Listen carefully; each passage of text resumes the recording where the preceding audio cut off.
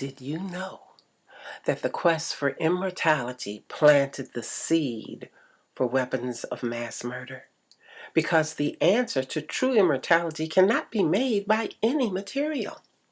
But the ancient Chinese alchemists, they didn't know that. They spent centuries trying to create an elixir to live forever. And finally, one of the ingredients that they used was salt pepper, known as potassium nitrate. And during the Tang Dynasty, around 850 AD, they mixed up saltpeter with charcoal and sulfur and exposed it to an open flame, and it exploded with a flash and a bang, and some of the scientists got burnt, and some of them even burnt their buildings down. Well, the Chinese were pretty smart. They knew they might not be able to be immortal, but they might use that powder, gunpowder, as a weapon. And they did in a war against their enemy, the Mongols, in 904. And then a couple of 100 years later, there's a painting that was painted in 1127 that shows a cannon. Now, the Chinese didn't want anyone else to know about their secret weapon, so they outlawed the sale of saltpeter to foreigners.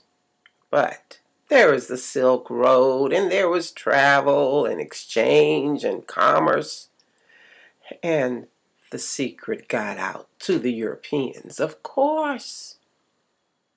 And by the 1300s, they were making weapons with gunpowder.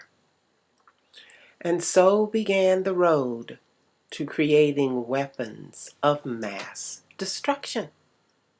It wasn't enough to make weapons that could kill a person at a distance, but the weapons continued to get refined so they could kill greater numbers at further distances. In the 21st century, humans claim to be more advanced intellectually and technologically than humans who lived 6,000 years ago when writing began and the Egyptians created a calendar.